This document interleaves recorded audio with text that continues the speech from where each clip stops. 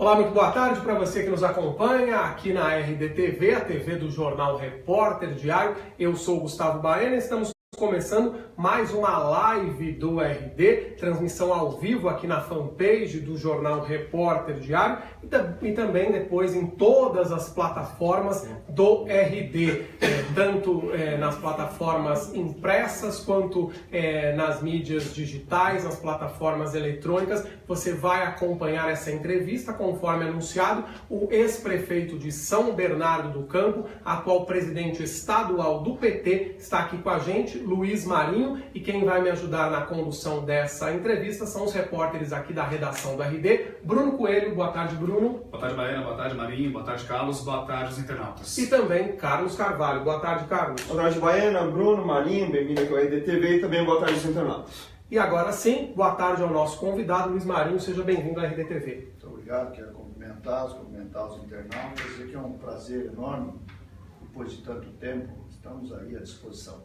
E é bom frisar, você pode participar ao vivo com a gente desse bate-papo com o Luiz Marinho, é só comentar aqui na caixa de comentários desta live. Inclusive já vejo que a nossa audiência começa a se formar e já a responder aí ao nosso chamado. Nós vamos ao longo da live interagindo e passando também os seus questionamentos, seus comentários, perguntas, sugestões, opiniões ao ex-prefeito de São Bernardo, Luiz Marinho, presidente estadual do PT e provável candidato a governador do estado de São Paulo. Essa já é a minha primeira pergunta, porque o próprio RD traz nessa semana, no repórterdiario.com.br, a informação de que o PT vai antecipar aí o anúncio da sua pré-candidatura. Qual é a estratégia, Marinho? Por que essa antecipação? E eu falei provável. Há alguma possibilidade de você não ser candidato a governador de São Paulo pelo PT? Sempre há possibilidade, porque nós temos que delegar muitas coisas a Deus. Porque a Deus pertence o nosso destino. Então, vou fazer isso, se Deus quiser. Claro. Se Deus não quiser, meu amigo, não tem conversa. Então, é evidente que o nosso partido vem construindo essa possibilidade. Há uma grande 90% mais do partido deseja a minha candidatura.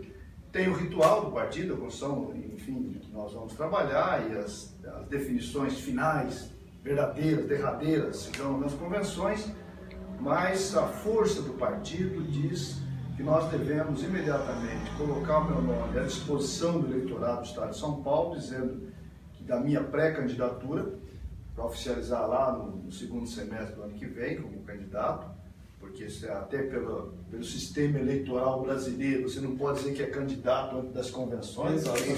Tem que dizer que é pré-candidato. Há penalidades, que é uma bobagem, e existe somente no Brasil esse negócio. Mas, enfim, dia 1º nós vamos fazer uma grande plenária, mais de 90% das forças internas do nosso partido, para lançar a minha pré-candidatura a governador do Estado. E continuar discutindo a formação da chapa completa, porque nós temos que, no tempo, definir quem é o vice, ou qual a vice, candidato a governador, as nossas 2 vagas de senadores. Bom lembrar que essa eleição renova 2 vagas ao Senado, a vaga do Aloysio Nunes, que hoje é ministro do governo golpista, e da traidora do PT, a Marta Suplicy, que levou a nossa vaga e nós deveremos recuperar essa vaga ao Senado. Então nós vamos continuar nesse processo para a construção de uma chapa forte que busque disputar para valer o governo do Estado. Agora, Marinho, nós já recebemos aqui no RD, recentemente, vários deputados pelo PT. E muitos deles até comentaram, eu vou puxar só o comentário de um aqui, o Teonílio Barba até fez um comentário aqui, que ele acha curioso, porque hoje os assuntos nacionais têm tomado muito o noticiário, ou os assuntos municipais, e parece que os assuntos do Estado passam batido. Pouco se fala do que acontece na Assembleia Legislativa e pouco se fala do que o governador Geraldo Alckmin, estou falando que o deputado colocou, não faz. Não é? Parece que tudo passa batido também. Você acredita como uma missão difícil num estado que tradicionalmente elege aí o PSDB, praticamente mais de 20 anos governando o estado, fazer com que o eleitor enxergue o que não foi feito? Naturalmente, a gente enfrenta, eu estou acostumado a enfrentar missões difíceis, então é mais uma. Mas as eleições estaduais, ela acaba se submetendo à lógica nacional, isso vale para todos os estados brasileiros, mas em São Paulo é um caso muito peculiar, pela maneira de pensar e de agir do PSDB desde antes de nascer, e também pela maneira de agir por parte da grande parte da mídia paulistana, que ela é uma mídia nacional. Aí você pega a grande mídia paulistana, ela é também uma mídia nacional e debate e foca mais os temas nacionais do que os temas estaduais. E naturalmente o cidadão, ele vive na cidade, vive na localidade, então é natural que ele dialogue com as demandas municipais. E é natural que ele dialogue com as demandas federais e o Estado fica um negócio meio gelatinoso, sem saber direito qual a função do Estado, porque os problemas acontecem na localidade. Por exemplo, quando fala de violência e de segurança, se perguntar para a população de quem é a responsabilidade, muitos vão falar que é do prefeito, muitos vão falar que é do presidente da República, do governo federal, alguns vão falar que é do governo do Estado. Né? Então, eu, quando era prefeito, o pessoal vinha reclamar comigo de segurança. Eu tenho que reclamar com o Geraldo Alckmin, que é o governador. Eles têm os instrumentos de gestão de segurança, eu não tenho. Enfim, mas então pouco se debate o papel do Estado. A mídia não tem sequer um boletim diário sobre a Assembleia Legislativa. A mídia paulistana, por exemplo, tem mais notícias sobre a Câmara Municipal de São Paulo do que a Assembleia Legislativa. Então, ou seja, o governo do Estado, ele acaba tendo meio que um controle absoluto. Teve até um estudo, alguém fez uma tese de doutorado falando do como o PSDB maneja as relações com o Judiciário Paulista, relação com o Tribunal de Contas, a relação com o Ministério Público e com a Assembleia Legislativa, ou seja, quase um controle absoluto e, portanto, dialogam que eles têm interesse. Como eles não têm interesse de dialogar, as coisas passam batido. Então, acho que nós estamos buscando provocar no Estado, e eu estou viajando bastante no Estado, primeiro para conhecer o Estado real, não o Estado da estatística, o Estado das planilhas do Geraldo Alckmin, mas o Estado do cidadão que reclama da polícia, da saúde, da educação, da infraestrutura do Estado, enfim, da ausência do Estado enquanto um governo que resolva os problemas, porque o PSDB governa o Estado, como eu disse, desde antes de nascer, mas o Geraldo Alckmin está há 22 anos governando o Estado de São Paulo. E se perguntar qual é o grande nó que o PSDB, governando tanto tempo o Estado de São Paulo, resolveu, nós vamos ter muita dificuldade em encontrar um nó que eles tenham resolvido. Portanto, é perguntar para o paulistano, no paulista, os paulistanos, em sua cidade, qual a principal política pública do Estado? O que ele tem feito? Como tem respondido os problemas sociais, como tem respondido os problemas de educação? Educação, desde a Rose Neubauer, do Mário Covas, até hoje, só tem retrocesso. Né? As escolas, em especial das periferias das cidades, que você pega as escolas mais centrais, tem um melhor tratamento. As periféricas têm um pior tratamento. O coronel disse que a polícia tem que abordar diferente do jardim e da periferia. Como assim? Como assim?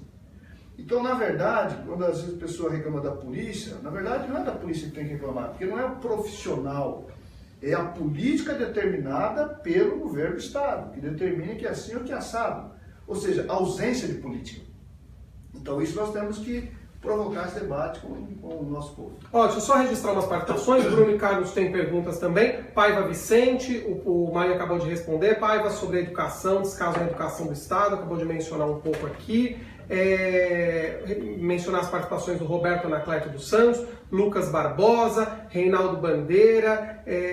Nós vamos fazer outras perguntas aí ao Marinho, perguntas que estão chegando. Também registrar a participação do vereador Williams Bezerra, do PT de Santo André, aqui nos acompanhando. Williams, abraço. Também Adri Araújo, o Samuel Santos, a Ione da Silva Armelim, abraço, obrigado pela atenção. Walter Dias Ribeiro, Bruno, Carlos, com vocês. Vamos lá, só para aproveitar então esse gancho do Estado de São Paulo, já que você está viajando tanto, fora educação e saúde, que a gente sabe que são problemas crônicos em qualquer lugar, independente da situação. Em relação ao Estado, estou falando. Ah, bom. Não, sim, a gente fala sobre o governo do Estado, né? Às vezes um município está melhor que o outro por questões municipais. Mas em outras áreas, quais são as principais diferenças que você vê, por exemplo, os problemas que acontecem aqui no ABC, como, por exemplo, transporte público, a promessa do metrô da linha 18, que às vezes a gente brinca aqui na RTV que é uma lenda, que a gente não sabe quando vai se tornar realidade. Ele prometeu para rodar em 2017, não tem nenhuma estaca fincada até hoje. Então, e no interior de São Paulo, que a gente sabe que ele é muito forte, porque ele vive investindo em agricultura e tudo mais. Quais são os principais problemas? Agricultura? Assim, a gente sabe que a gente faz pequenos investimentos que acaba levando alguns votos das cidades pequenas, né? Cara, olha, chega a ser uma piada o jeito de governar do Geraldo Alckmin. É um caso a ser estudado, porque eu nunca vi um governante com a tamanha cara de pau de prometer a mesma coisa várias vezes. A algum momento essa máscara tem que cair, porque não é possível enganar todo mundo o tempo todo. Se você olhar, e aqui na ABC nós vamos encontrar inclusive exemplos disso, quantas vezes ele inaugurou placa de poupa-tempo, ele vem para anunciar o poupa-tempo, ele traz a plaquinha, depois ele traz o papel para assinar, depois dali 1 ano, 2 anos é que vem o equipamento. Assim tem sido com as estações de metrô, ampliação das linhas de metrô, assim tem sido na Baixada Santista, né, que o Serra chegou a inaugurar a maquete da ponte que ia ligar Guarujá com Santos. Só que inaugurou só, igual aquele viaduto que tinha ali no quilômetro 22 da Anchieta, lembra? Sim. O viaduto ficou 36 anos ali, armação em cima da Anchieta, mas não tinha nem a ponta de lá, nem a ponta de cá, que eu terminei, que eu achava aquilo ali uma vergonha para a cidade, era a estátua da vergonha. Eu fiz questão de terminar aquela obra, depois de 36 anos lá. Assim, o Serra inaugurou a maquete da estrutura dessa ponte. Só que até hoje não saiu. E essa obra foi prometida pelo Mário Covas. Eles não honraram nem as promessas do Mário Covas, depois de tanto tempo governando o estado de São Paulo. Se você vai para o interior do estado, é a mesma coisa, com as duplicações de rodovia, com os trevos, com as passarelas, com os investimentos que possam ser. E você falou da agricultura, ele desmontou as casas da agricultura. Então, a pequena agricultura, agricultura familiar, padece de uma ausência de assessoria técnica por parte do Estado. Desmontou tudo. E tudo isso nós temos que provocar esse debate, né? Desnudar a prática do jeito de governar, porque, na verdade, o Geraldo Alckmin, eu falo que ele é o governador do cafezinho. Se você reclama de alguma coisa, ele chama você para tomar um cafezinho no palácio, que tem café no bule.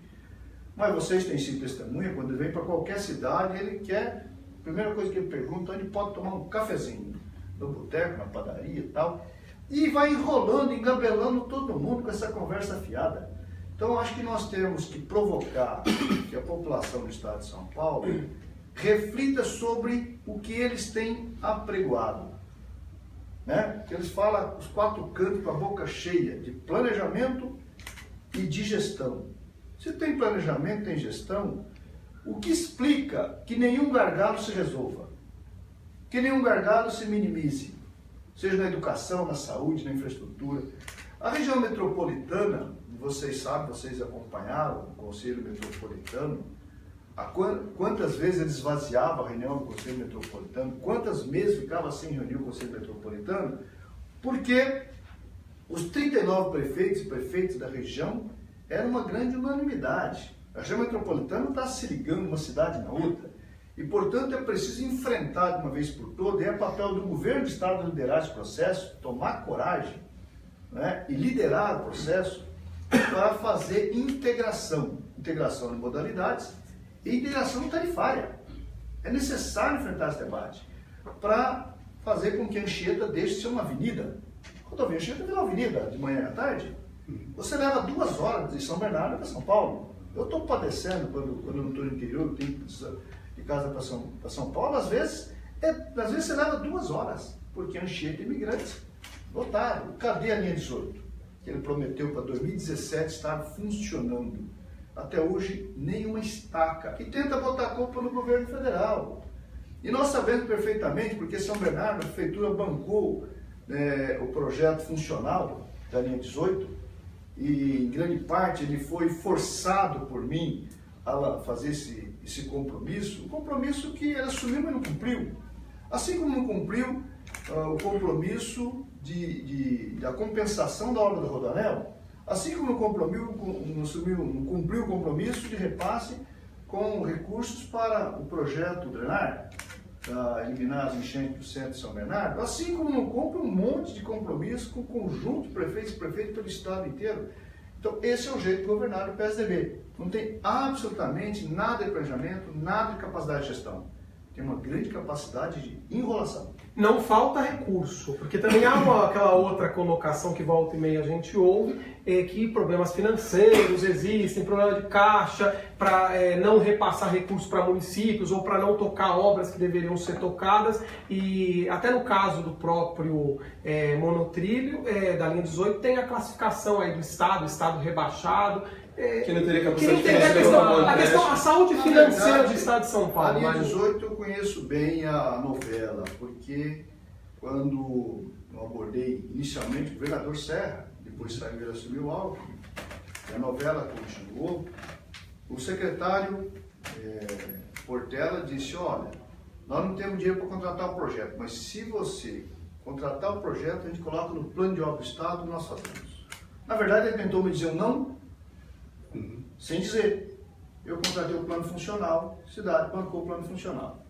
Quando eu entrego o plano funcional, ele me pede para falar com a presidência da República para arrumar recursos para o projeto básico. Eu falei, ainda no finalzinho do governo Lula, o governo Lula liberou 34 milhões, se eu não me engano, a cidade precisava dar uma contrapartida, queria para 40, ordem de 46 milhões, 45 milhões, e contratar o projeto básico. Eles não contrataram o projeto básico, esse recurso foi devolvido para a União, porque eles não executaram o projeto, e resolveram, conversaram comigo, vamos botar na PPP. Tudo bem, bota na PPP, sem problema nenhum, vamos lá. Bota na PPP. Para a PPP, a Dilma, então, a presidenta Dilma, liberou 1 bilhão 800, 1 bilhão e 900, que era parte de recursos do Orçamento Geral da União, parte financiamento do BNDES. Mas isso para compor a obra. Responsabilidade do Estado, desapropriar. Na hora faz a licitação, o Tribunal de Contas enrola um pouco, barriga, na hora que sai, que tem o vencedor da PPP, para começar a executar, o Estado não tinha botado no seu orçamento, que era de sua responsabilidade, recursos para desapropriações. Aí eles vão, nessa hora que eles vão pedir dinheiro para o recurso do governo federal para um financiamento internacional para desapropriação, o que não é costumeiro. E aí começa a botar a culpa na Dilma. E na verdade a culpa, nua e crua, 100% é de responsabilidade do governo do Estado, que não tomou providência no seu planejamento e na sua competência de gestão, que eles tanto falam, de ter programado esse recurso para a desapropriação da linha 18. Enfim, na verdade é uma grande capacidade de enrolar. E faz de conta aqui, faz de conta ali, assim como com a história do Centro de Referência do Idoso. Também é outra novela. É outra novela. Assim como a unidade do Luci Montoro, outra novela.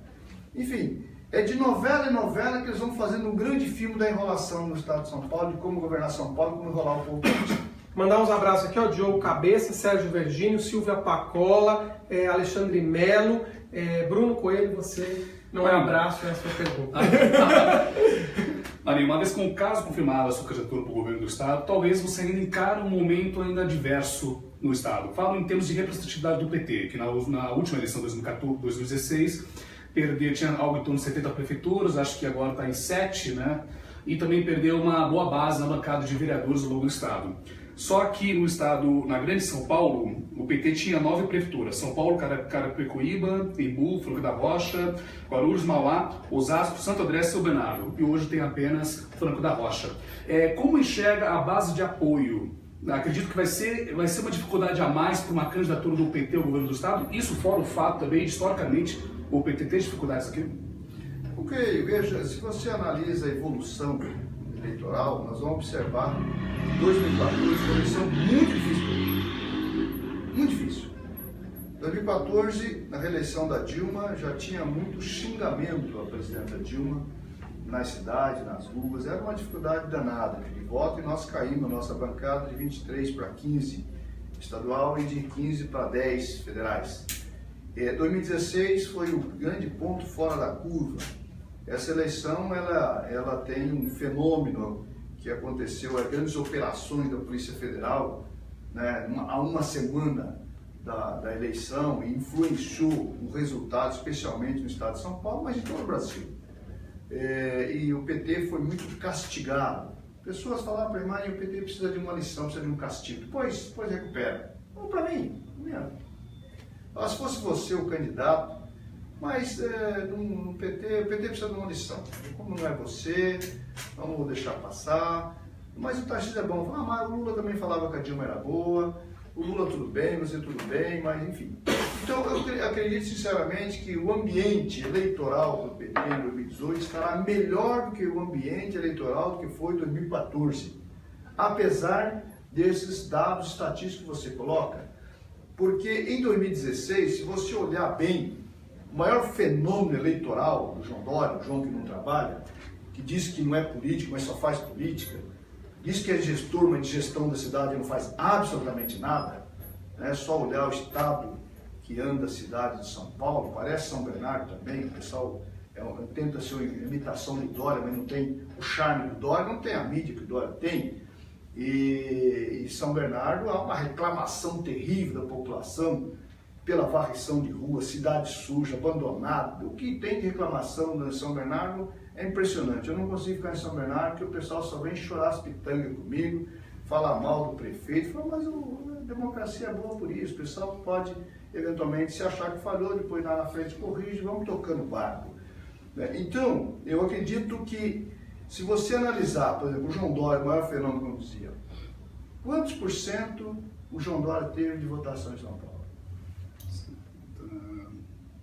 São Paulo aumentou de 50%, assim? Não, mas é que você for contar os ele votos brancos e nulos. Ele teve 30% do eleitorado de São Paulo. O que reflete também o desgaste da política, né, para a abstenção. Perdeu para brancos e nulos para abstenção. Ou seja, o eleitorado do PT tradicional não votou no PT, foi levado pela circunstância, pelo estado emocional, pela pressão mediática, todo dia batendo PT, Lula, Dilma, PT, Lula, Dilma. Não votou no PT, mas não votou nos nossos adversários. Ele ficou em casa, fez o seu protesto e disse para o PT, nós estamos aguardando qual a tua mensagem. E nessa circunstância tem o golpe contra a Dilma, né? O desgaste da Dilma, perde base parlamentar. Aí o golpe da Dilma diz o quê? Vamos resolver o problema, tira o PT e a Dilma que as coisas estarão solucionadas. Não é? Bom, o que aconteceu com Michel Temer, sustentado pelo PSDB, que é o partido de maior sustentação do governo Temer, é o PSDB. Nós temos desemprego, destruição da relação de trabalho, ameaça de tirar os direitos previdenciários, tira o direito do povo sonhar com a soberania, com a mudança da regulação do pré-sal, que o Lula Dilma fez uma regulação. O resultado do pré-sal, a riqueza do pré-sal é para apostar na nossa soberania, ou seja, 75% dos royalties vai para educação e tecnologia, investimento em nova descoberta, em ciência. Um país que quer ser soberano tem que investir na educação do seu povo, tem que investir na tecnologia, tem que investir em ciência. E 25% para resolver o drama da saúde, que é traumático. Quem sofre o problema da saúde é o povo pobre. Ou seja, prioridade absoluta para o povo pobre. O que o governo golpista do PSDB, do DEM, do PMDB fez? Muda a regulação do pré-sal, tira esse direito de sonho de soberania do povo brasileiro para entregar para as multinacionais. Negócios. Puro negócio. O que faz, portanto, com o direito do trabalho? Caçar o direito dos trabalhadores, as conquistas históricas, enfraquecer os sindicatos, enfraquecer a relação capital e trabalho. Num país continental, onde nós temos trabalho escravo, como você pode delegar um cidadão que ele, individualmente, pode enfrentar o seu empregador sem a proteção do sindicato, sem a proteção da legislação trabalhista? num país tão desigual como o Brasil? Não é? Falar isso na Bélgica você é de um lado, você enxerga o outro lado do país, aqui é um país continental. Então, essas coisas todas é colocada nesse momento, né? Então, eu acredito sinceramente que nós vamos recuperar. Estamos recuperando, é só olhar a preferência partidária de 2016, nós caímos para 9%. Hoje nós estamos com 20% de preferência partidária. É só olhar as caravanas do Lula. É só olhar. Por que o Lula está liderando? Eu ia até fazer uma pergunta, Marinho. Tem uma grande esperança de retomada.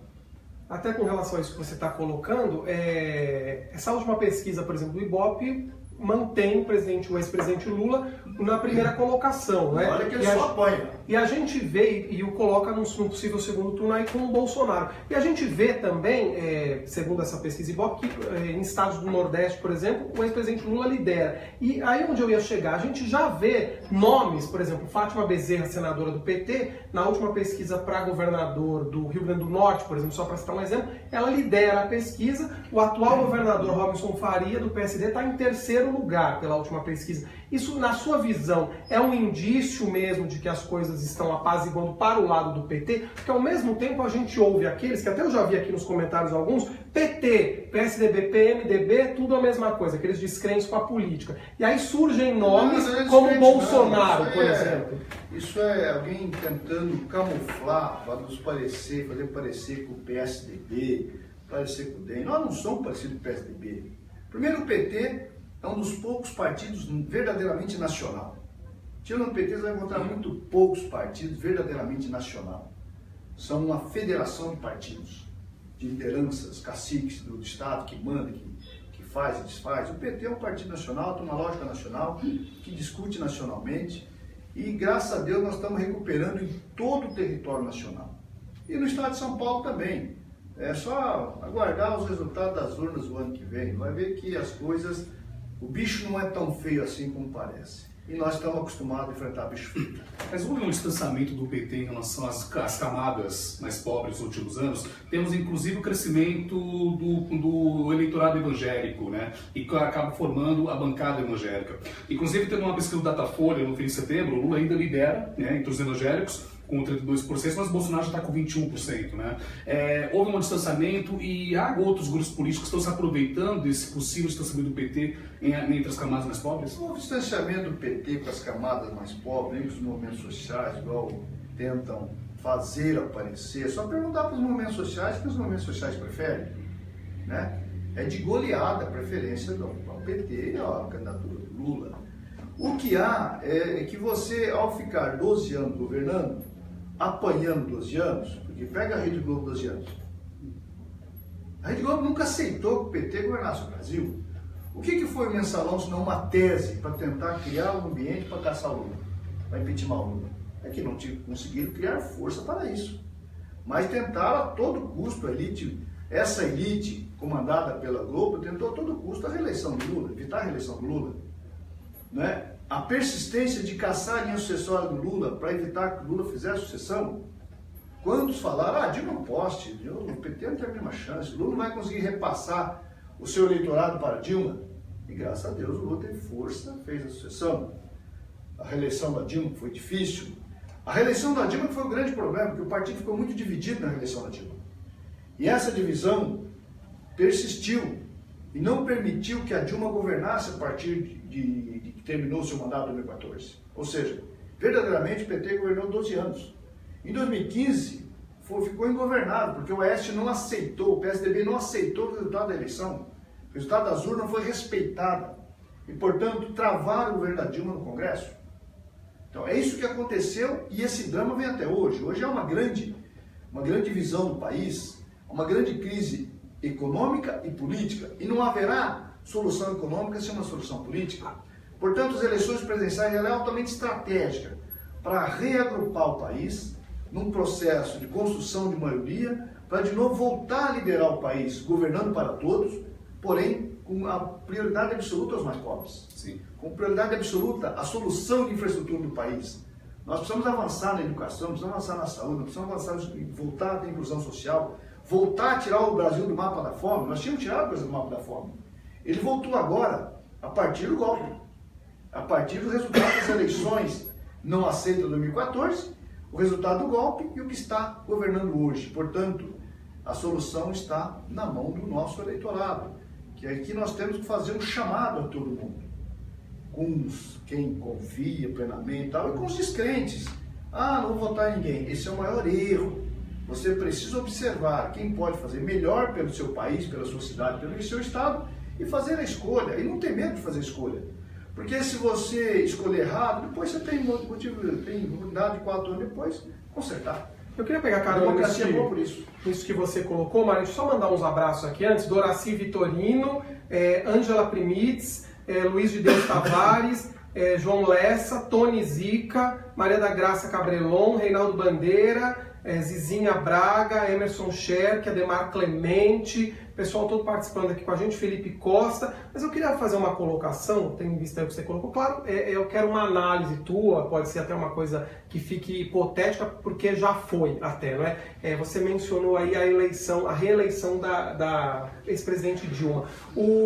Na sua visão, e eu perguntei isso para outros nomes do PT que estiveram aqui, se não tivesse optado pela reeleição da Dilma e o Lula tivesse sido de fato candidato ali como pregaram, talvez a situação do PT teria sido diferente. E eu aproveitaria para colocar, já que a ex-presidente Dilma não está mais no comando do país, e vamos trabalhar com a hipótese de que o ex-presidente Lula consiga ser candidato, para o PT é melhor chegar nesse cenário com o presidente Temer com uma rejeição aí enorme, uma aprovação de apenas 3%?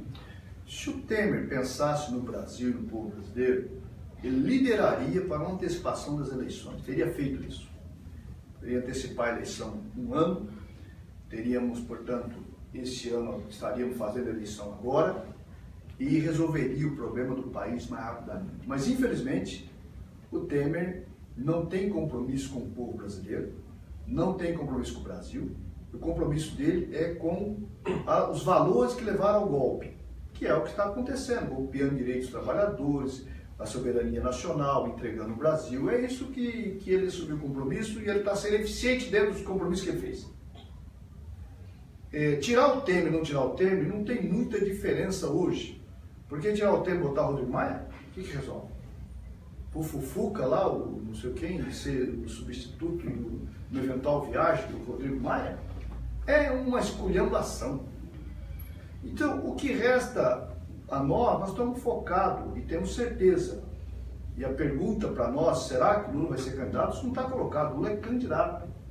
Nós temos toda a convicção que ele é candidato, chegará candidato legítimo para o povo brasileiro escolher. Né? Só o povo pode eventualmente falar, não queremos o Lula de novo. Mas pelo que diz as pesquisas e a receptividade do Lula por onde passa, é que o povo deseja, tem esperança. Ele sonha o sonho do povo brasileiro, e o povo brasileiro sonha com o Lula voltando a governar o Brasil. E acredito sinceramente que a maior liderança que o Brasil dispõe hoje para conjugar com prioridade absoluta, governando para todos, com capacidade de dialogar com os diferentes e com os divergentes, é o presidente Lula. E esse é o melhor para o Brasil. Foi um erro para o PT insistir na reeleição da Dilma? Por que ele chega candidato? Porque se você olha a sentença do Moro, sentença esdrúxula, onde o Moro admite que não tem provas. Se não tem provas, não teria como condená-lo, mas politicamente ele o condenou. Quem tem convicção é convicção política, jurídica, você não tem convicção, você tem provas para condenar ou não. E a lei é clara, você condena com provas. Delação não vale para condenar. Portanto, tem certeza que as instâncias superiores vão reverter a decisão do Moro, portanto, o Lula chegará candidatíssimo, tranquilo, e podendo assumir como presidente da República e liderar o sonho do povo brasileiro. Essa é a minha convicção e a convicção do PT. 2014 está passado, o passado não resolve. Não tem como voltar ao passado. Sim. Foi, tá certo? Não tem... Você pegou um tomate, você comeu aquele tomate, você não vai comer aquele tomate, não. Você pode comer outro tomate, mas aquele já foi, você não tem como comer mais. Não volta. Se não volta, é bobagem, a gente perde tempo com isso. Evidente que eu acredito sinceramente que o Lula teria liderado diferente que a presidenta Dilma liderou. Agora, vamos sempre registrar, tirar uma mulher honesta, sem absolutamente nenhuma denúncia de corrupção, para colocar um corrupto confesso na cadeira dela. É interessante para o Lula fazer uma composição com o Ciro Gomes, fazer algo semelhante que acontece no Uruguai, da frente ampla, se não me engano. Como está essa composição do Lula na Secretaria, já que você deixou enfaticamente claro que não há plano B. O Lula é o virtual candidato do PT em 2018. Eu vejo o Ciro como um bom candidato para nós compormos no segundo turno, se tiver segundo turno. O Lula hoje pode criar a condição da eleição primeiro turno. Agora, o Ciro, ele deseja ser candidato. Nós não sentimos a vontade de pedir para ninguém que deseja ser candidato para não ser candidato. Evidente que a gente gosta do Ciro. Agora, o Ciro não nos representa numa eventual candidatura no primeiro turno. Né? Porque era o desejo do Ciro, quem tirasse o Lula para apoiar. Isso não vai acontecer. Você não tira um líder para apoiar um outro, tá certo? Tem lá um cavalo na corrida, apostando corrida, você, não, tira esse aqui, eu quero apostar no terceiro, no quarto. Não existe. Tá certo? Vai apostar no primeiro. E o nosso líder, inconteste, é o presidente Lula. Agora, eu vejo o Ciro como um candidato, porque assim, terá eleitores do Ciro que não votarão no Lula no primeiro turno. Então, a candidatura do Ciro, evidentemente, que para nós era boa. Né? Agora, vamos imaginar que por obra do destino, que a Deus pertence, o Ciro ultrapassa, é o primeiro colocado, o Lula não vai para o segundo turno, vai ao Ciro. É evidente que nós apoiaríamos o Ciro nessa circunstância. Da mesma forma, nós desejamos, se o Ciro for, se o Lula está no segundo turno, o Ciro não, que o Ciro nos apoie no segundo turno. Né? E para isso vale 2 turnos. É no segundo turno fazer uma recomposição que represente a grande maioria do povo brasileiro para criar as devidas condições do Brasil voltar a ter uma maioria que vote a colocar o Brasil no destino do desenvolvimento, geração de oportunidades, geração de empregos, como geramos no governo Lula 22 milhões de empregos com carteira assinada, que levou a geração de superávit na Previdência. Agora, a Previdência tem déficit evidente, 14 milhões de desempregados de 2015 para cá, são 14 milhões a menos de contribuintes. Isso gera déficit em qualquer conta. Muita gente comentando, só um minutinho que eu já te passo a palavra, muita gente comentando o cenário local, querendo saber sobre São Bernardo, nós já vamos entrar nesse assunto, com certeza. Quero até registrar aqui, mandar um abraço para a vereadora de São Bernardo, Dona Anice, que está nos acompanhando também, já esteve aqui comigo na RDTV. E, Carlos, com você. Mas ainda nessa questão do vice, o Lula teve um vice, o José de Alencar, que às vezes criticava, às vezes não, mas estava junto dele ali em todos os momentos. A Dilma teve um vice que largou ela na primeira oportunidade que teve. Como o PT está lendo essa história do vice do Lula? Pode ser chapa pura? Tem algum partido que você vê que possa ter um nome que possa compor com o Lula logo no primeiro turno? Tem, vai ter gente. Vamos ver se talvez nós tenhamos até que falar, bom, isso aqui não dá. Veja, o Lula é uma candidatura forte, que o pessoal me perguntava hoje numa outra entrevista, qual a composição em São Paulo? Você vê o PMDB na tua composição em São Paulo? Não. Porque o golpe veio do PMDB paulista. Então não cabe PMDB numa composição PMDB paulista. Agora, pode ter PMDB por aí fora que vai apoiar a candidatura do Lula, vocês têm dúvida? Né? Então, eu creio que tanto o PMDB como o PSB, o PSB paulista tem candidato, apoia o Alckmin, né? É claro isso, mas tem estados aí do PSB que vai ter liderança do PSB apoiando o presidente Lula. Da mesma forma que nós temos que cuidar com carinho de qual o perfil do vice que vem agregar especialmente dialogando com segmentos que nós aí sim nos afastamos. Não foi da base social, não foi dos pobres, nós afastamos da elite empresarial, houve um certo afastamento da elite empresarial, que nós temos que recompor de alguma forma. Né? Então nós temos que pensar com um vice que venha agregar nesse sentido. E o Zé de Alencar foi uma excelente, excepcional experiência.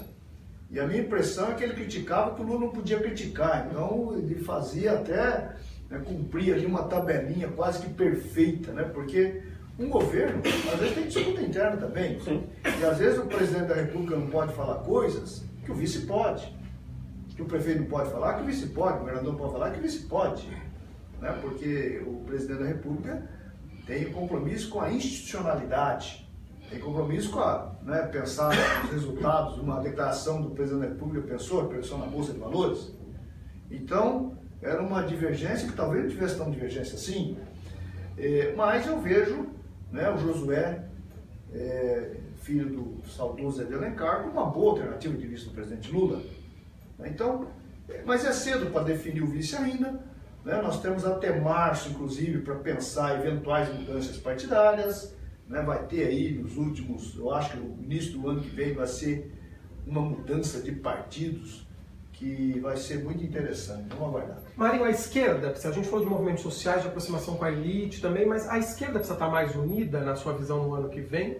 A esquerda precisa estar unida, está relativamente unida. É evidente que você tem que respeitar partidos de esquerda que deseja crescer partidariamente, uma candidatura majoritária, evidentemente, que faz crescer o partido. Então, a gente não pode pedir, seja com o PSOL, seja com o PDT, não ter candidatura, eles têm o direito de ter. É evidente que nós gostaríamos que todos estivessem com o Lula no primeiro turno, mas nós respeitamos as candidaturas e é possível, plenamente possível, um processo de unidade no segundo turno. Para isso servem 2 turnos. Se fosse um turno só, aí teria até uma certa, uma ordem de debate até moral para estar todo mundo junto e tal, mas num segundo turno, na lógica do segundo turno, você pode criar condições de partido se apresentar com o seu ideário, com a sua filosofia, né, com o seu projeto estratégico, ideológico, né, se apresentando a todo o eleitorado, buscando crescer, porque isso faz parte da regra do jogo democrático. Todos os partidos têm o direito de querer crescer.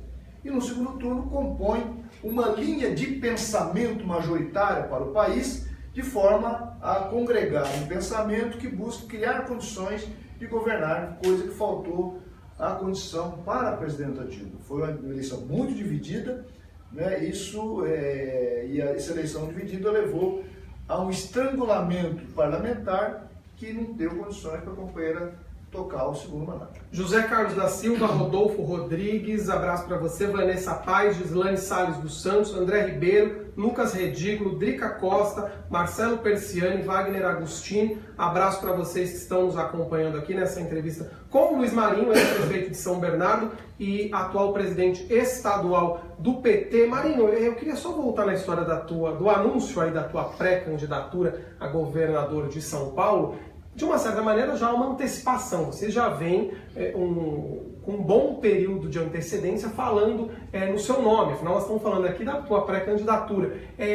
Na tua visão, isso estrategicamente funciona? Mas onde eu quero chegar? Muitos disseram que você demorou para divulgar o nome do seu candidato à sucessão aqui em São Bernardo, Tarcísio Secoli. Você acredita que houve uma demora mesmo? Esse pode ter sido um dos pontos de falha, além de toda a conjuntura política, eleitoral, porque você tinha uma aprovação muito alta, não é? E algumas pesquisas até apontavam o Tarcísio aí com uma faixa de 8% a 12%, e mesmo com esse atraso que muitos colocaram, ele chegou aí numa casa dos 20% praticamente. O fenômeno da eleição de 2016 é um fenômeno, é um ponto fora da curva. É evidente que poderia ter antecipado o nome do Tarcísio. Quando se perde, tem um monte de desculpas da derrota. Quando se ganha, parece que está tudo certo, né? Ganhou, está tudo certo, não tem erro. E às vezes você tem vitória com muitos erros. E às vezes você tem derrota com tudo certinho, mas teve a derrota, tá certo? Às vezes o time vai lá, entra em campo, joga tal, a bola bate na trave e não entra, chuta, passa raspando e não entra, o goleiro, o adversário pega tudo. Mas o time jogou certinho e perdeu. Levou um gol lá do contra-ataque e tal. Na política também às vezes acontece isso. O fenômeno de 2016 foi um fenômeno que criou uma situação onde o eleitorado não queria ouvir o PT. Sim, que nem no segundo turno. Né? Então, o PT, o pessoal não queria ouvir. Então, muita gente falaram para mim, eu não vou, se fosse você, eu ainda votaria, mas é no PT, não vou votar, o PT precisa de uma lição. Desse jeito, o PT precisa de uma lição. Ou seja, a pressão mediática nacional, estou falando aqui da local, foi tão forte na cabeça do eleitorado que criou o efeito manada, criou um efeito onda. Criou um efeito onda que o PSDB se beneficiou desse efeito onda, né? Enfim, o que é lamentável é que os vencedores não estão fazendo jus ao resultado eleitoral, mas se você olhar também em São Bernardo, o prefeito foi vitorioso com 34% do voto eleitoral. A maioria não votou nos atuais prefeitos. Você vai encontrar pouquíssimas cidades que o prefeito teve mais de 50% dos votos. Não chegou a 50% dos votos. Enfim. Então é um resultado, é uma eleição que não se compara com nenhuma outra. Não se compara. Você falou 2 vezes de castigo, as pessoas te falavam que precisavam dar um castigo no PT. Além da questão midiática, o próprio PT não cometeu algum tipo de erro ali para chegar nesse ponto? Porque, por mais que a mídia tentou abafar o PT ali o tempo todo, é possível que o PT também não tenha cometido seus errinhos básicos ali. Evidente que se comete erros. Aliás, não tem absolutamente ninguém na vida que possa dizer, não, nunca cometi um erro. Se nunca cometeu, nunca fez nada. O William não importa, é mentiroso. Erros se cometem. Agora, os erros, o castigo ao PT não veio pelos erros, veio pelos acertos. O castigo do PT veio pela pressão do debate nacional, que foi de contrapor o projeto que o PT representa. Foi de priorizar os pobres. É tão verdade que quem tirou o PT, o que está fazendo? Está governando para os pobres? Ou está governando para os ricos? Se você olhar a estatística, há um crescimento dos ricos nessa fase aqui. Né? Há um crescimento do número de bilionários brasileiros nessa fase aqui. Né? E os pobres caindo brutalmente a sua participação na riqueza nacional. Então, isso demonstra a razão do golpe, que não foi pelos erros do PT. Se fosse pelos erros do PT, o Temer já tinha caído. Porque qual governo, confesso, corrupto como o governo do Temer? E por que ele segura? Porque é uma pactuação da elite para segurar esse governo. Porque está respondendo à sua expectativa. Qual a sua expectativa? Tirar direitos, fragilizar os sindicatos, fragilizar as lutas sociais, entregar a riqueza nacional, petróleo, terras, concessão. Então, é isso que estava em debate. Não eram os erros do PT, porque eu posso enumerar um conjunto de erros do governo Dilma. Eu posso enumerar, ver os erros eventual da minha gestão do Grande, do Donizete. Agora, esses erros não estão nessa mesa de análise aqui. Não foi isso que a Globo analisou. Não foi isso que o Ministério Público, o Judiciário, a Polícia Federal analisou. Não foi nada disso aqui. Foi transformar o PT em quadrilha, em bando de ladrão, que agora está se confirmando quem é que está roubando a Petrobras. Não é o PT. É só olhar. Bom, o Reinaldo diz aqui, muito boa a entrevista do RDTV. Obrigado, Reinaldo. Rosane Silveira participando com a gente.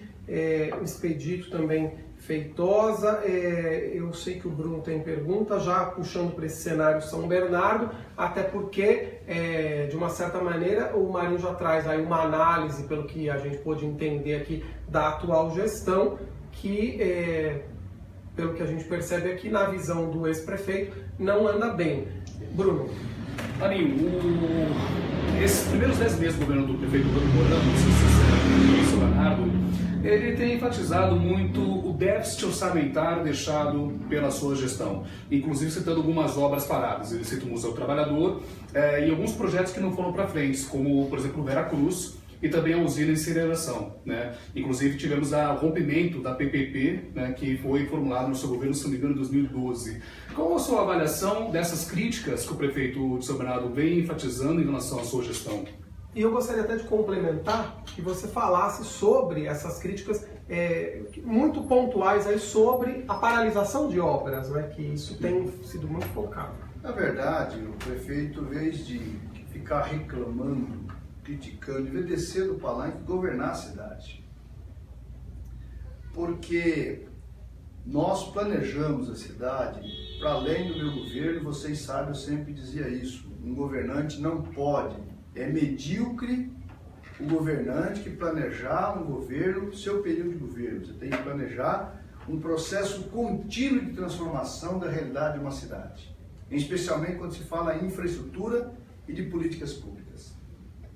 quando nós planejamos a cidade, por exemplo, na área da saúde, nós assumimos a saúde, um verdadeiro caos, vocês acham de se recordar, lá em 2009, quando eu assumi, qual era a situação das UBSs, dos chamados pronto-socorro de bairro, né, enfim, da ausência da rede de CAPS, para tratar as pessoas com problema psicossocial e os problemas de álcool e droga, não tinha essa rede.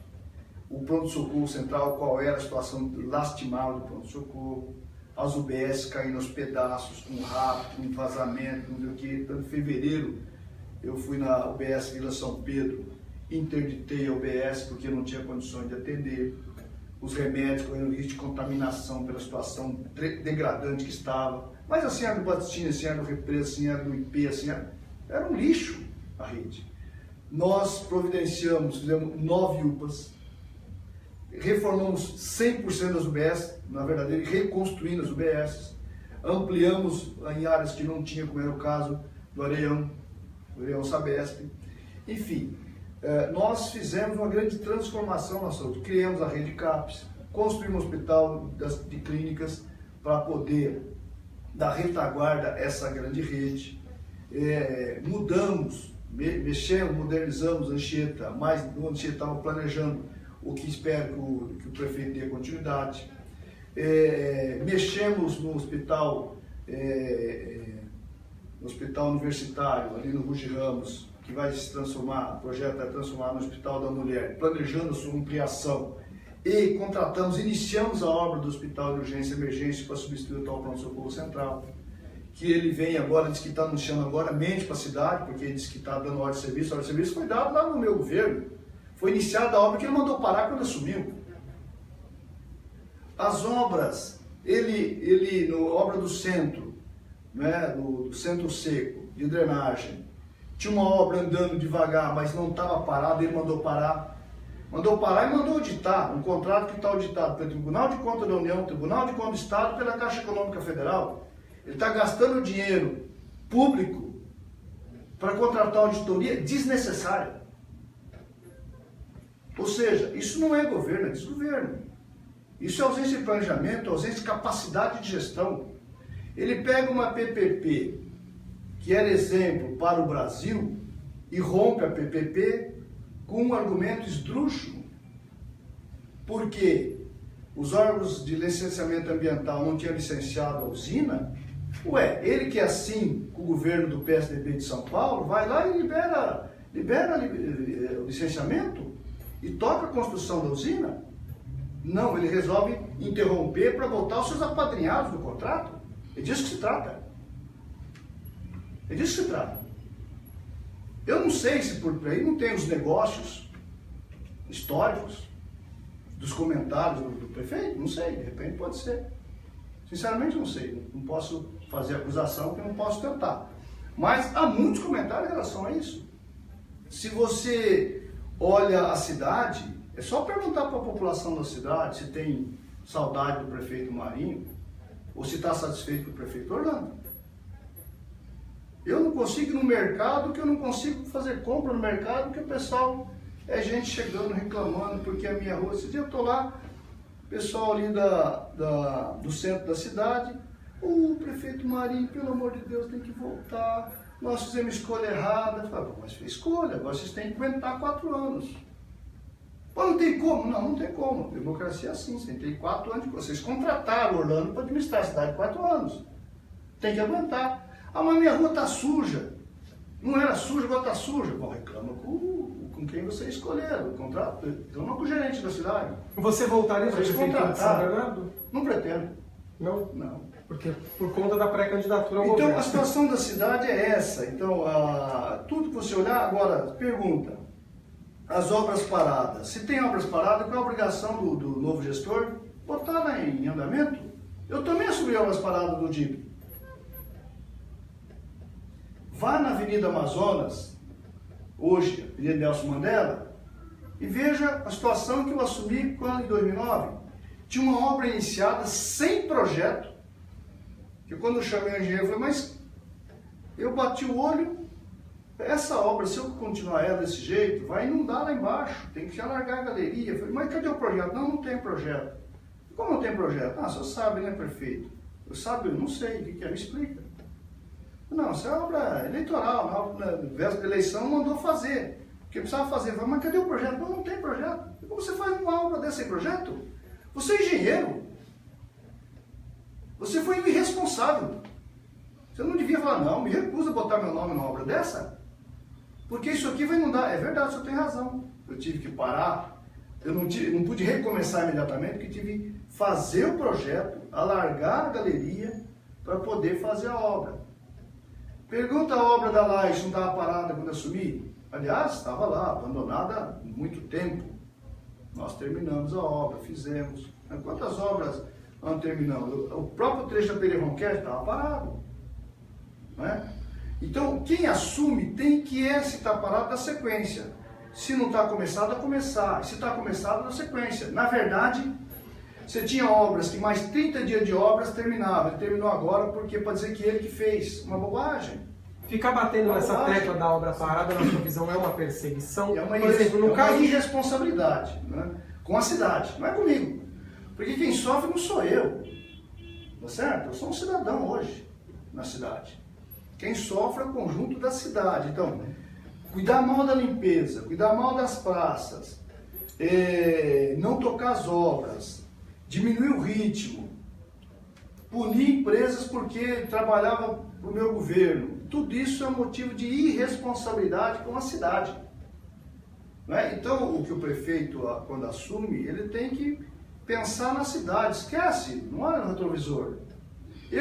A minha orientação de que eu assumi para a minha equipe, esquece o governo DIP. Os órgãos de controle analisam a situação. Porque se eu fosse botar energia, tinha muita coisa errada. Tá certo? Agora, eu lá queria se preocupar se o DIP ia ter conta rejeitada, se ia ter conta rejeitada, se ia ter problema. Eu não queria saber disso. Assim, eu vou olhar, a cidade me contratou para eu cuidar da cidade, não cuidar do que o outro fez. É daqui para frente. Agora, muita gente, só um parênteses, os novos prefeitos, independente de qual cidade, de que partido, é isto. É compromisso com quem o elegeu, não é ficar perseguindo, ficar arrumando problema para cá e para lá. Né? Então, isso eu vejo que acho que tem muitos prefeitos aí se perdendo tempo em vez de cuidar da cidade. Agora, muita gente tem batido aqui, um deles, o Gilberto Corretor. Vou usar a pergunta do Gilberto para fazer aqui algumas colocadas.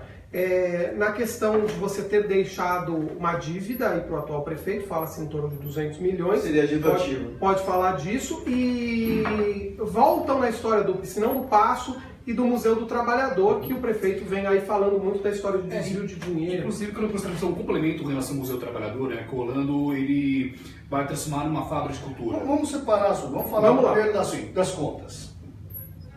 O prefeito Orlando falou que ia economizar 1 milhão por dia. 100 dias, 100 milhões. Se você na sua casa deixar de comprar carne, deixar de comprar feijão, deixar de comprar arroz, quanto você economiza por dia? Os 30 dias e 100 dias. Fica 100 dias sem comer, que você vai economizar um monte de coisa. Foi o que o prefeito fez em homenagem. Ele deixou de varrer, deixou de limpar a cidade, deixou de cuidar da cidade. Faltou remédio, ou não faltou remédio às UBS. Ou ainda não está faltando a UBS. Aí você economiza, fica muito fácil. Para arrumar a desculpa que eu deixei a cidade desorganizada. Vamos ver se eu deixei a cidade desorganizada? Pergunta para o Tribunal de Contas do Estado qual é a avaliação da minha gestão em 2016. O Tribunal de Contas acabou de soltar um indicador, vocês sabem disso? São Bernardo ficou em primeiro lugar colocado de exemplo de gestão na região metropolitana. Ou seja, o argumento do prefeito Orlando cai por terra. Uma outra pergunta. Uma cidade que entra com um projeto pedindo financiamento internacional para alguma intervenção de investimento na cidade, para o Tesouro recomendar e para o Senado aprovar, é preciso que a cidade esteja com a nota de aprovação, que esteja com a receita em dia, esteja com a contabilidade em dia, senão não tem aprovação. Então pergunte a ele se não acabou de ter aprovado o investimento da CAF, né, para São Bernardo do Campo. E pergunta quem fez o projeto, se foi ele ou se fui eu. Projeto meu que eu deixei. Ou seja, isto é planejar a cidade. Isto é cuidar da cidade. Então o que ele está falando não passa mais da mais absurda balela. É evidente que uma cidade sempre haverá de deixar contas a pagar. Porque senão você tem que parar 60 dias antes de cuidar da cidade. Como que você faz? Você tem uma cidade andando. Portanto, você agora pergunta se a cidade não teve condições de honrar seus compromissos. Você tem algum compromisso que deixou de ser feito?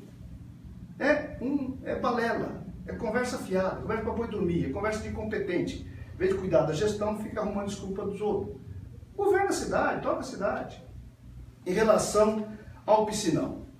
O piscinão, pessoal, você teve uma situação onde o Ministério das Cidades começou a ter problema de recursos, foi atrasando pagamentos. Isso desacelerou a obra.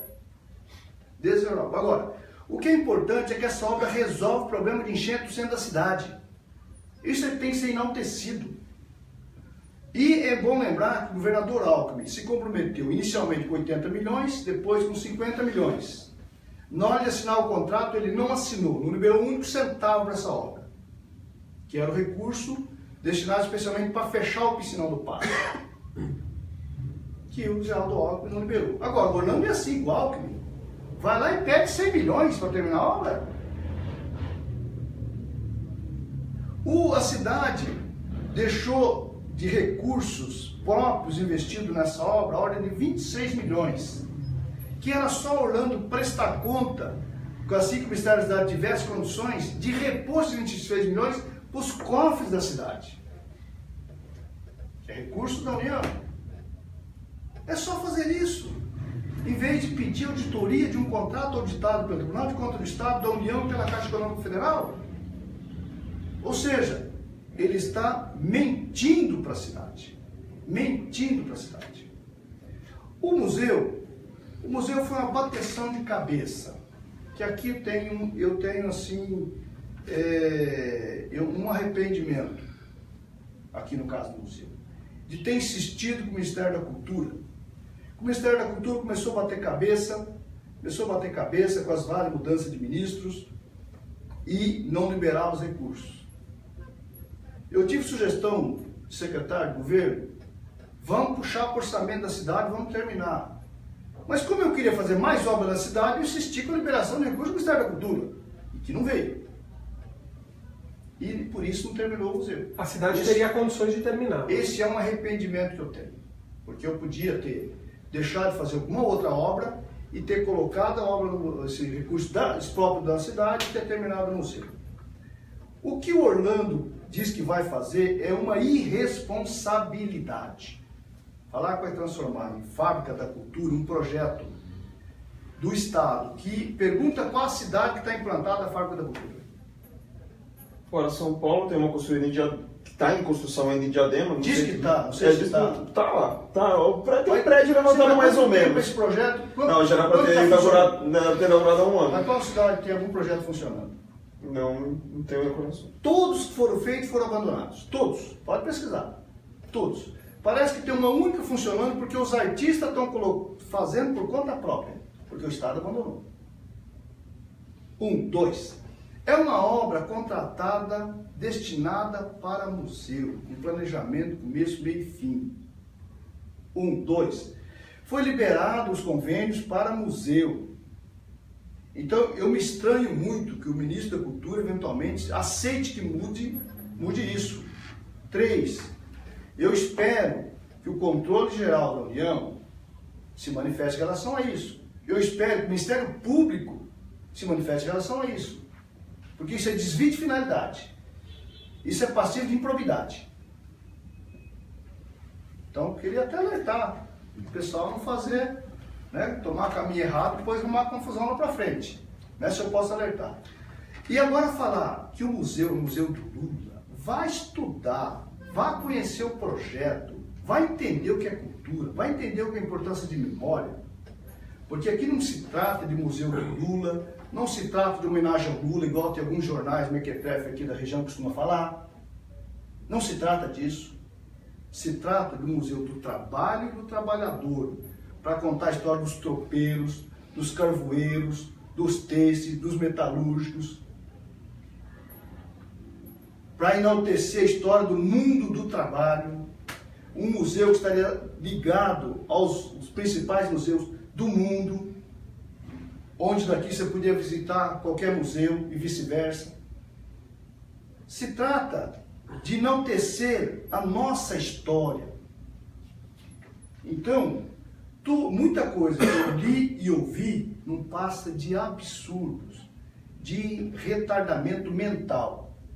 Ó, deixa eu só fazer um parênteses aqui, eu sei que o Bruno e o Carlos têm perguntas, eu vou deixá-los até conduzir, embora a gente já esteja caminhando também próximo para o encerramento, mas só para não dizer que não fizemos a nossa parte, eu vim buscar aqui, ó, segundo o governo do estado, estão em funcionamento as seguintes fábricas de cultura, na zona leste de São Paulo, Vila Curuçá, Sapopemba, Itaim Paulista, Parque Belém, teimosia dos artistas. E Cidade Tiradentes. E nas zonas norte e sul, Brasilândia, Capão Redondo, Jaçanã, Jardim São Luís, Vila Nova Cachoeira e Núcleo Luz. Surgiu uma visita de vocês. Eu fiz uma pesquisa rápida que eles até colocam sobre funcionamento no dia de finados nessas unidades, mas fica a dica, faremos então a visita. Então você vai visitar e ver o funcionamento natural, se tem a mesa e tal, ou se está meia porta, sabe, quando está quebrando.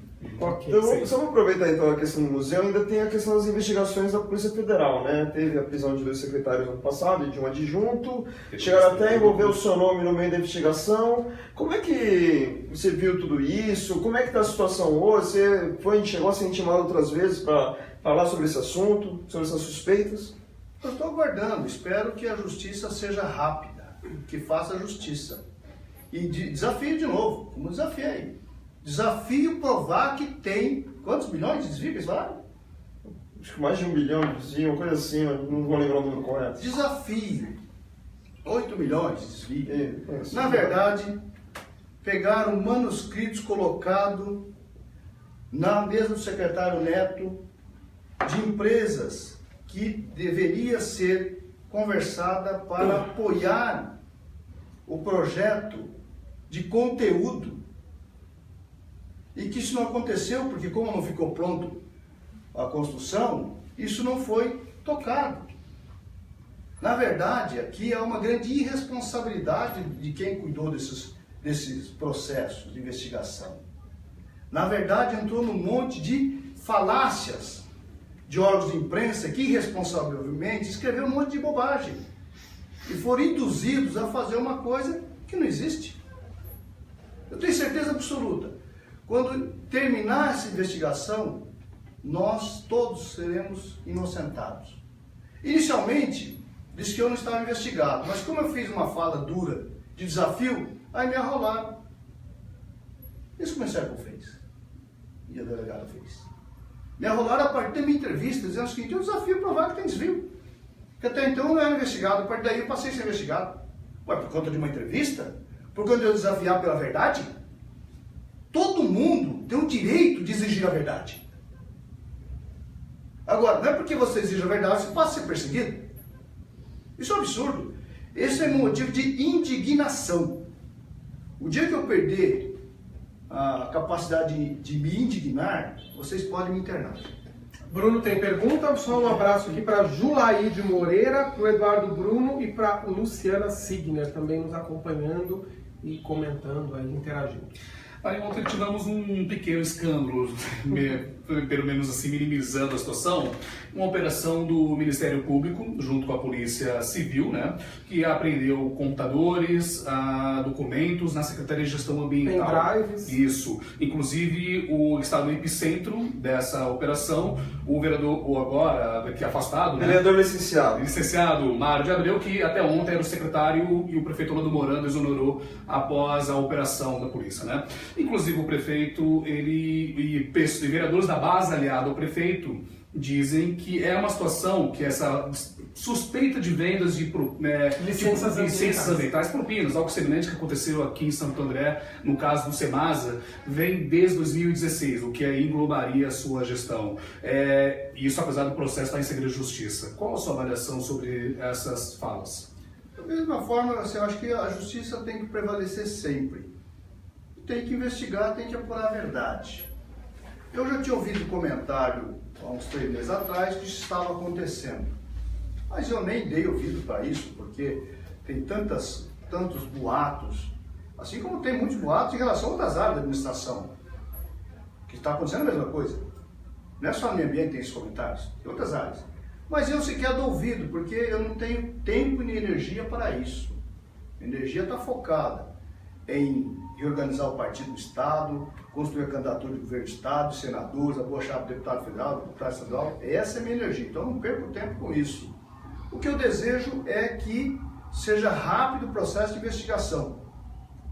Na verdade, o vereador tinha que ser afastado até a apuração ficar claro. A oposição queria isso, mas hoje mesmo pela manhã ele pediu licença, né, Carlos? Porque a primeira notícia que tinha afastamento de 90 dias... Mas a Câmara tinha que afastá-lo até o processo ficar claro. As investigações. Para ele poder se defender e tal. Não podemos atirar em ninguém. Sim. Não podemos condenar ninguém sem absolutamente prova. Então não vou condenar o vereador e secretário, nem o diretor, nem enfim.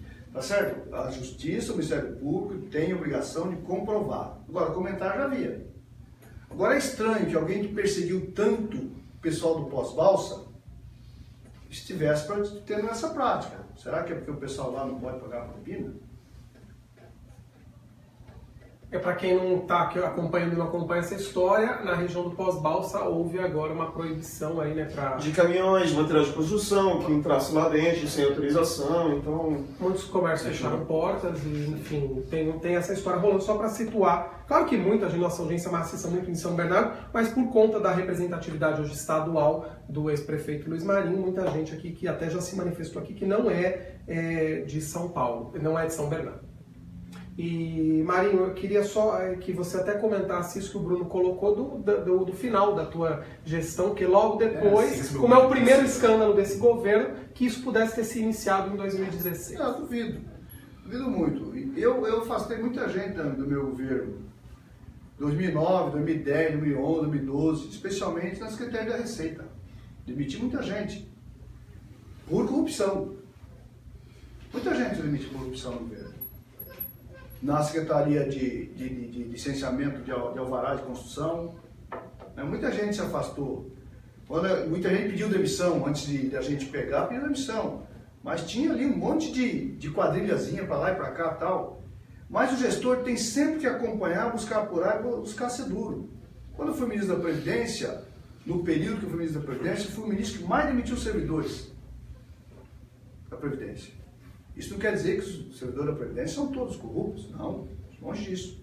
Você tem aí tá certo? A grande maioria de servidores comprometidos, honestíssimos, mas você tem lá uma pequena parcela que se envolvia lá com escritório de contabilidade, advocacia, com empresário e tal, e acabava fazendo as quadrilhas de desvio na Previdência. Só olhar no período lá, quantas operações com a Polícia Federal que eu comandei e tal, no Ministério do Trabalho também, enfim. E como prefeito nós demitimos muita gente, muitas cecias que nós abrimos para apurar, enfim, dificílimas. Às vezes você demite um servidor que comprovadamente está aprontando, o judiciário manda voltar, então você tem todas essas controvérsias. Agora, eu não vou atirar pedra em ninguém. Só digo o seguinte, tem que apurar rápido para as punições ser rápidas e serem exemplares. Mas tem que olhar se isso não está, se essa conexão não é maior do que está colocado. Marinho, eu queria só fazer uma colocação também, a gente falou desse primeiro escândalo aí do governo, mas o atual governo de São Bernardo vem tendo que lidar com uma questão no município, embora num terreno que não seja da municipalidade, seja um terreno particular, que é a ocupação do MTST, o Movimento dos Trabalhadores Sem Teto, no bairro Planalto, né? Planalto, num terreno da MZM, algo que ganhou uma repercussão, inclusive, nacional, né? E internacional. Nacional e internacional. Internacional, especialmente pela inabilidade do prefeito. Eu queria a tua avaliação sobre essa questão que vem ocorrendo. Algumas pessoas já colocaram aqui, não é? Já vem se colocando. Queria a tua avaliação. Então, ainda proibir o show do Caetano Veloso é de uma estupidez, porque é aumentar o tamanho do problema. Deixa o Caetano fazer o show lá para a turma, pelo amor de Deus. O Caetano é um cantor querido, internacional, é fazer uma repercussão maior do que ela é. E os artistas podem se manifestar. Na verdade, por que a ocupação aconteceu?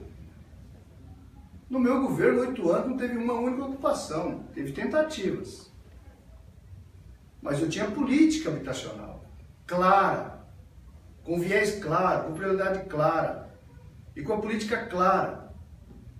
Não houve uma única ocupação. A única ocupação que houve acabou tendo uma área pública no final, no dia da eleição, ocupação lá e tal, que depois nós acabamos reintegrando, fazendo a integração de posse. Outras tentativas houveram. Nós impedimos que consolidasse a ocupação, seja área pública, seja privada, e com prioridade absoluta, e chamar os movimentos para conversar, conversei com todos os movimentos. Tanto é que tem obras iniciando agora, de Minha Casa Minha Vida Entidade, que foi feito no meu projeto. Né? O prefeito pode até dizer que, estamos fazendo, está nada, é tudo contratado lá feito durante o meu governo. Tem o Ronaldo Lacerda, vereador de São Bernardo, de Diadema, que ele é lidera a entidade, que tem projeto de São Bernardo. Tem o Boni, que também é de Diadema, mas tem projeto de São Bernardo. E tem o Eduardo, que iniciou o projeto agora, 800 moradias em São Bernardo. Todos eles, a regra é preciso atender X% no mínimo de famílias de São Bernardo, para atender a demanda de São Bernardo. Uma pequena parcela você pode trazer de Diadema, os municípios, mas não pode ser uma coisa liberou geral. Né? Dessa forma, você dialoga com as entidades, você constrói uma política habitacional, parece que isso não está acontecendo na tua gestão, por isso a ocupação. Agora, há uma crise social crescente, há uma necessidade crescente, né? Há um desespero da população, por isso provoca o aumento das ocupações, por conta do governo golpista, que está desmontando o projeto Minha Casa Minha Vida. Então, a ausência de política leva ao aumento do desespero, aumento do desespero leva à ocupação. Portanto, os atuais governantes têm que responder a isso. O governo do Estado, o governo federal e os governos municipais. Portanto, durante o meu governo, 8 anos, pode dizer, não teve uma única ocupação. Por que será? Chegou uma pergunta aqui do Walter, que eu até vou usar para colocar. Muita gente falou desse assunto, da ocupação da MZM. Tem aquelas pessoas que têm colocado aí a associação ou o apoio do PT, de outros partidos de esquerda ao movimento, à ocupação em si. Se o Marinho quiser também pode comentar. Mas eu vou pegar aqui a participação do Walter Cardoso. Ele colocou algo aqui. Claro, o Marinho acabou de colocar que durante o governo dele não ocorreu ocupação, só no finalzinho aí. Que ele pergunta assim, por que se a MZM tem dívida com o município, esse terreno já não foi entregue para o MTST no seu governo? Aí eu já faço a pergunta, é possível ser uma empresa do vulto de uma MZM com tanta dívida como se coloca, é possível que esse terreno seja... Eu não sei se a MZM tem dívida, mas é o que você vem colocando aí, os procedimentos durante o meu período de governo foi criar uma lei com muita resistência dos proprietários de terra, com resistência de parte da Câmara Municipal, porque parte da Câmara Municipal representa o empresariado, representa o proprietário de terra, com resistência na Câmara, mas eu consegui aprovar uma lei criando um programa que estabelece o IPTU progressivo para grandes propriedades que não têm interesse social e que têm interesse especulativo. Esse terreno, se eu não me engano, ele foi enquadrado nesse projeto, que chama PEUC, que é o seguinte, ele implanta o IPTU progressivo, em 5 anos, se não tiver projetos, a cidade pode fazer a opção de ficar com esse terreno, reduzindo seu valor lá embaixo. Tá certo? Porque a parte do IPTU que eventualmente esse proprietário não tenha pago, entra como pagamento do terreno e aí seria uma indenização pequena lá para o proprietário e o terreno passa a ser municipal e o município e a municipalidade destina para o bem entender. Né? Então é assim que nós trabalhamos, portanto não trabalhar com a lógica de estimular a ocupação e desapropriar a partir da pressão da ocupação, mas de uma política efetiva de você colocar essas terras à disposição de projetos da municipalidade. E o Minha Casa Minha Vida, vocês sabem, né, nós fizemos muita construção, muita urbanização de favela, eliminando um conjunto de favelas, transformando em bairro decente, de forma que, por conta dessa política que nós desenvolvimos, é que evitou as ocupações. Agora, não queira me cobrar que eu não possa ter solidariedade com o movimento. Eu sou solidário com o movimento, sou solidário com pessoas que estão desesperadas, que não conseguem mais pagar aluguel e que, portanto, têm direito em lutar por moradia. Os moradores dos prédios ali, que estão incomodados eventualmente com a ocupação, devia cobrar não os ocupantes, mas devia cobrar o governo atual, o governo estadual, pela ausência de política para responder a solução desses problemas. Porque se tivesse uma solução para esse problema, seguramente a ocupação não teria existido. Segundo a própria ocupação Povo Sem Medo, de São Bernardo, e o próprio MTST, a área de mais de 70 mil metros quadrados é particular, como já disse aqui da MZM, está abandonada há 40 anos com mais de R$500 mil em débitos de IPTU. E é por essa razão que já está no PEU colocado durante o meu governo. E a gente está caminhando para o encerramento, vou passar para uma pergunta final do Bruno. Pode ser a pergunta final? Pode ser. Pergunta final do Carlos Carvalho, depois eu faço também uma última pergunta para a gente encerrar, aqui temos 10 minutinhos aí com o Luiz Marinho, aqui na RDTV. Bruno. Marinho, você foi ministro da Previdência Social, se me fala a memória, entre 2007 e 2008, não é? 29 de março de 2007 a 5 de maio de 2008. Isso. E recentemente o Repórter Diário fez uma matéria sobre a situação previdenciária, tanto de Santo André como também de São Bernardo, né? E chamam a atenção alguns números apresentados por meio da assessora de comunicação da Prefeitura de São Bernardo em relação ao valor do aporte dado para a Prefeitura para cobrir a insuficiência da SBC-Prev em despender os valores que estão previstos no ano, né? Então, de 2012 a 2016, o déficit orçamentário passou de 58 milhões para 205 milhões e que foi preenchido por meio de uma aposta da Prefeitura de São Bernardo, um crescimento de 253%. O orçamento ele não cresce nesse ritmo, né? O orçamento nesse mesmo período de São Bernardo era de 3,7 bilhões, passou para 5,1 bilhões, um crescimento de 38,68%. Por que houve esse crescimento, né, do valor da aporte da Prefeitura nesse período e como solucionar esse problema, já que o crescimento do aporte é maior do que proporcionalmente em relação ao crescimento orçamentário? Na verdade, essas informações devem estar distorcidas. Era preciso buscar os profissionais dessa área para pegar os dados. Eu sugiro que você chame a nossa companheira que presidia o Instituto, a Glória Como. Ela pode te dar aqui os números detalhadamente, explicar os procedimentos, porque se você olhar em 2009, quando assumi, você tinha uma distorção brutal e o governo Dib tinha passado para o Instituto algumas propriedades que nós tivemos que reaver para a municipalidade, porque essas propriedades, conforme as regras da Previdência, do regime próprio, ela não batia nenhum centavo da dívida. Se o município quiser passar algum ativo para o Instituto, pode, só que não abate um centavo da eventual dívida. Assim era também com a Faculdade de Direito, que eles tinham se apropriado de recursos da Faculdade de Direito e nós tivemos que repactuar com a Faculdade de Direito, por isso que nós mudamos o sistema, inclusive, do Instituto, de forma a criar procedimentos que, no tempo, isso vai solucionando. Né? Mas eu não tenho aqui os números de cabeça, não vou aqui aventurar a falar de números e tal, porque seria chute. Mas o conceito, nós deixamos o conceito redondo, que no tempo isso vai se solucionando, porque tem dois sistemas paralelos andando que eu não saberia explicar agora, por isso eu peço para você chamar a Glória aqui, que ela vai explicar para você. Enfim, seguramente esses dados estão relativamente torcidos no conceito. Carlos, eu queria fazer uma pergunta em torno da participação dos ex-prefeitos na eleição para a Câmara dos Deputados, Assembleia Legislativa aqui na região. Existe mesmo uma determinação do PT nacional ou estadual deles participarem, se eles tiverem grande chance em seus municípios ali, para tentar aumentar esse número de votos do partido e ajudar numa possível retomada da legenda de 2018? A minha última pergunta tinha a ver com isso que o Carlos falou, então já vou emendar. Eu até aproveito a participação do Bruno Castro, você falou muito do PT no começo, do teu compromisso hoje em reordenar o PT no Estado, enfim. O Bruno pergunta como o PT pode se renovar no município, no Estado e na esfera federal. E pegando carona no que o Carlos colocou, muita gente também perguntou isso aqui.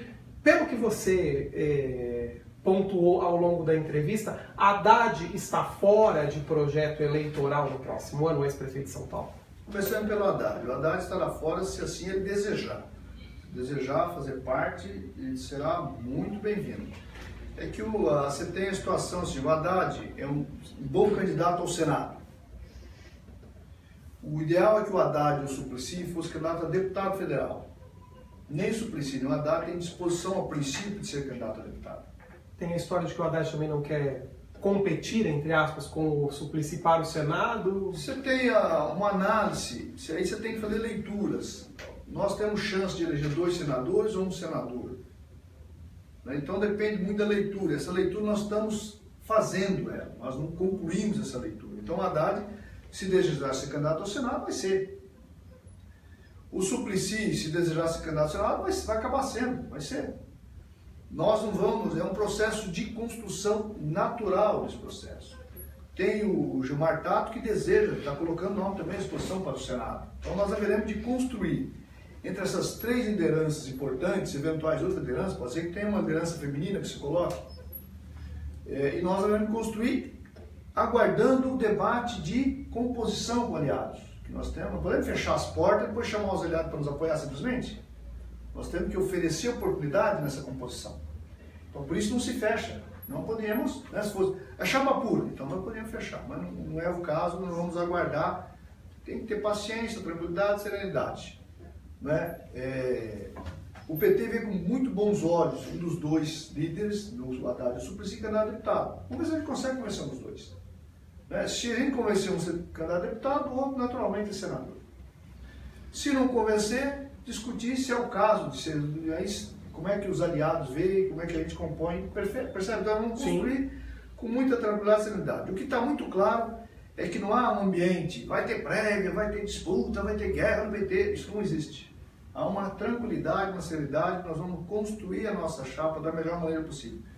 Respondendo à pergunta do Carlos dos prefeitos. Há uma diretriz no Brasil inteiro para todas as lideranças em condições de lideranças regionais, de cidades, grandes cidades, ou de pequenas cidades que possam liderar a região, que tenha condições de ser candidato. Não podemos sair com chapa fraca, enfraquecida, com chapa incompleta.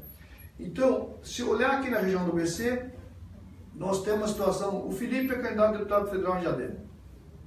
O Ronaldo, né, esteve aqui com vocês, eu vi, deseja ser candidato a deputado federal. Mas vamos construir, se é o caso de ter 2 candidatos federal em Diadema ou não. Eu falo do Vicentinho como candidato federal em Diadema, na verdade o Vicentinho está com filiação partidária em Diadema, mas Vicentinho... Tem uma força em São Bernardo. Vicentinho é uma liderança, além de Diadema, tem grande liderança em São Bernardo, tem um mandato estabelecido no Estado, né? Então o Vicentinho também é candidato a deputado federal. Então nós estamos falando de 2 ou eventual 3 candidatos a deputado federal.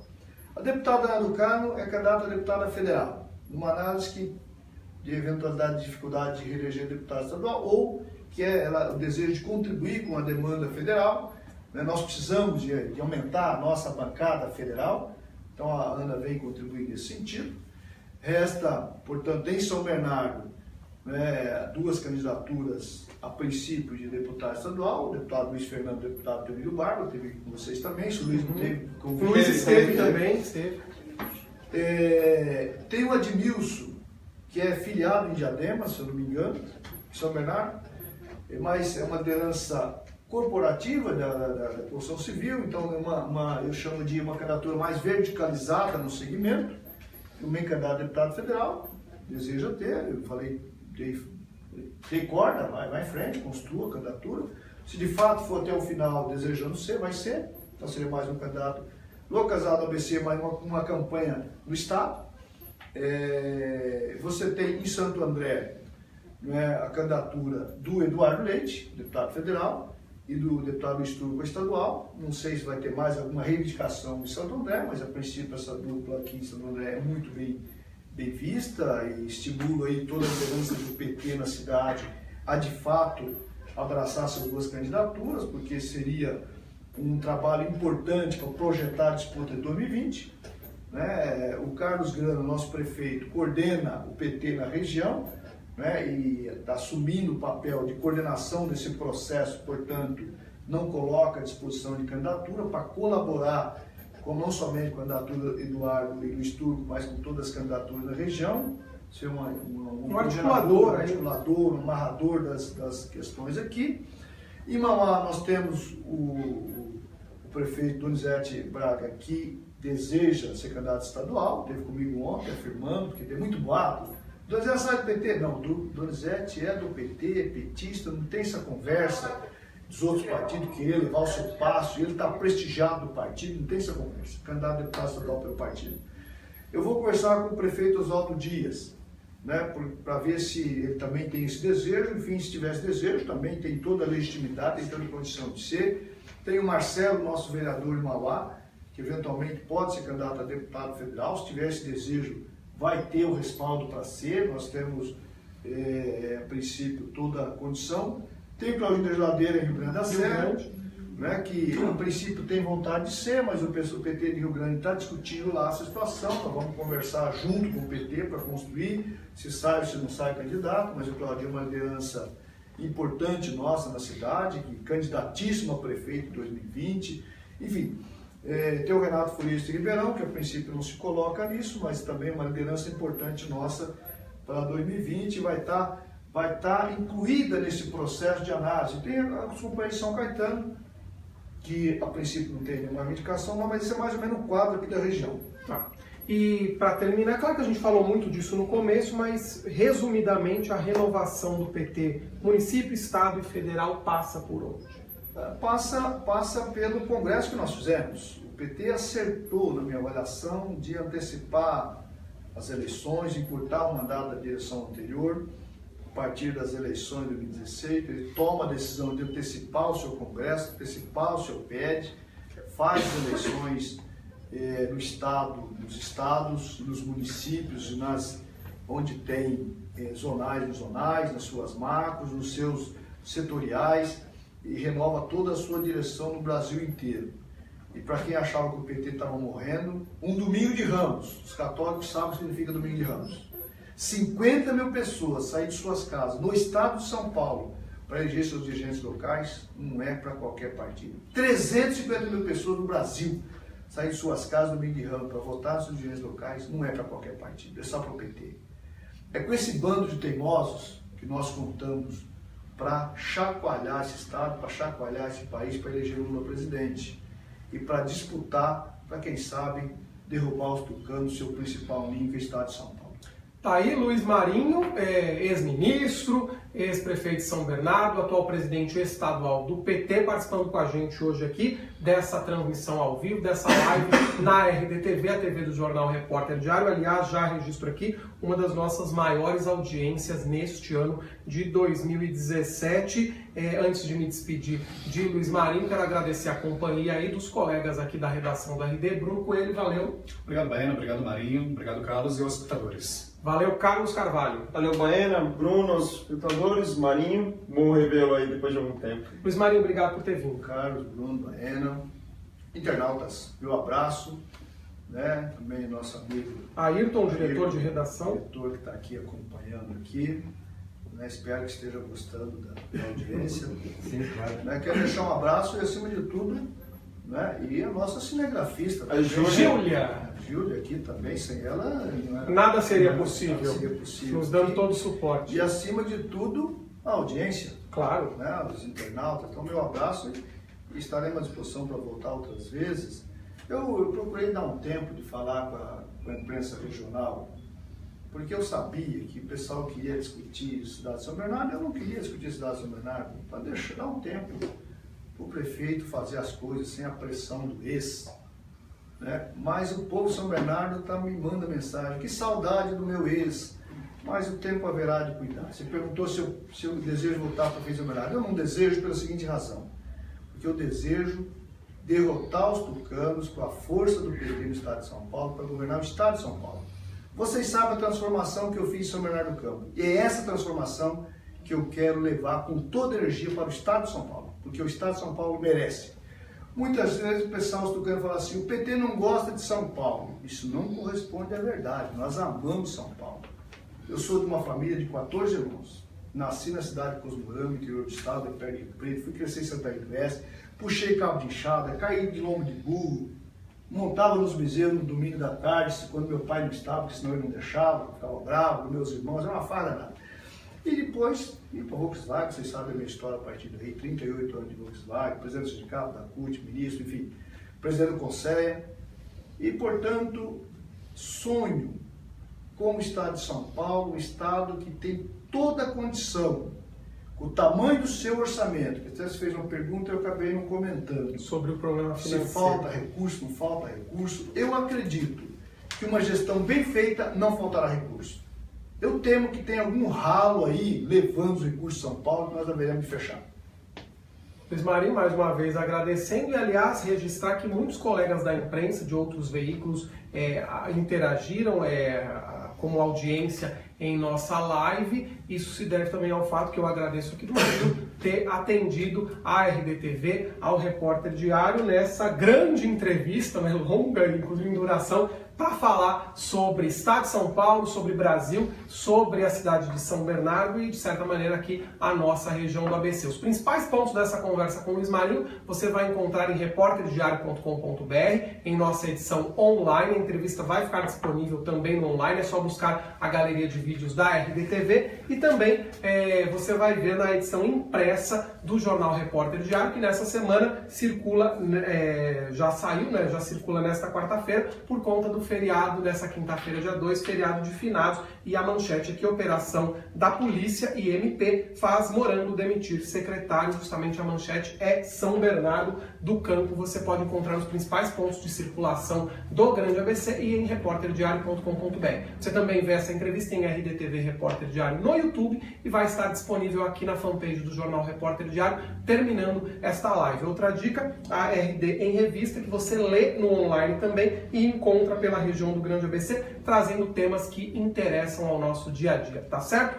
Falei tudo, a RD em Revista é mensal, só resta agradecer. Hoje, grande audiência aqui em nossas lives. Agora há pouco tivemos o Sargento Lobo, vereador em Santo André. A gente se vê nas próximas edições aqui, seja em RD Live ou RD Online, nossas edições gravadas. Bom feriado para você, se vai viajar, se vai se divertir, se vai descansar, à sua maneira, sempre com responsabilidade. Valeu!